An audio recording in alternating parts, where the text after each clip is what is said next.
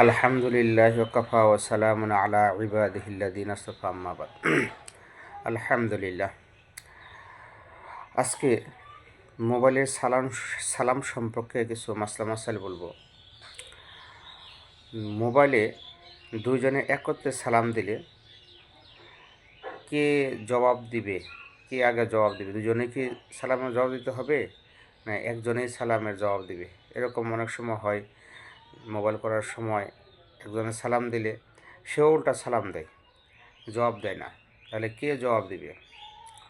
উত্তর, দুজনেই কি জবাব দিবে? উত্তর হচ্ছে, মোবাইলে যদি দুজনেই একত্রেই সালাম দেয় তাহলে দুজনেই সালামের জবাব দিবে। তারপর সালামের রিংটোন তৈরি করা। মোবাইলের মধ্যে যদি কেউ সালামের রিংটোন তৈরি করে, কেউ সালামকে মোবাইলের রিংটোন হিসেবে ব্যবহার করে, যে রিংটোন আসলে বেজে ওঠে আসসালামু আলাইকুম, তো এই ক্ষেত্রে কি জায়েজ হবে কি হবে না, বা এই ক্ষেত্রে কি আবার কি তাকে নতুনভাবে সালাম দিতে হবে, এই সম্বন্ধে মাসলা। তার উত্তর হচ্ছে, সালামকে মোবাইলের রিংটোন হিসেবে ব্যবহার করা যেতে পারে, না জায়েজের কোনো কারণ নাই, যেতে পারে। কারণ সালামের দুইটি দিক রয়েছে। সালামের দুইটি দিক, একটি হচ্ছে অনুমতি লাভের জন্য, অপরটি হচ্ছে দোয়ার জন্য। একটি হচ্ছে অনুমতি লাভের জন্য, অপরটি হচ্ছে দোয়ার জন্য।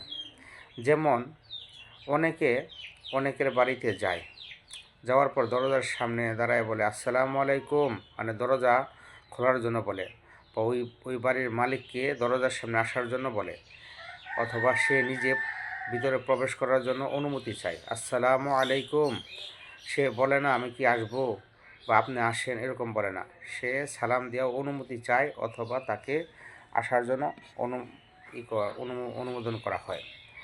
এটা হচ্ছে, একটা হচ্ছে অনুমতি লাভের জন্য, অপরটা হচ্ছে দোয়ার জন্য।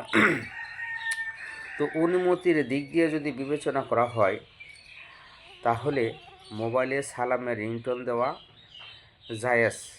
সালামের রিংটোন দেওয়া, সে অনুমতি যাচ্ছে আপনি রিসিভ করেন বা আপনার সাথে আমি কথা বলবো, জায়েজ। আর একটা হচ্ছে দোয়ার দিক। দোয়ার দিকটা হইলে দোয়া তো সাথে সাথেই করতে হয়। তো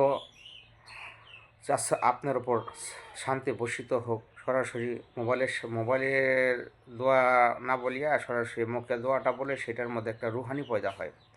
তো অবশ্যই এ কথা অবশ্যই মনে রাখতে হবে, শুধু মোবাইলে সালামের ওপর ক্ষান্ত করা যাবে না, বরঞ্চ কল দেওয়ার সাথে সাথে সালাম দিতে হবে।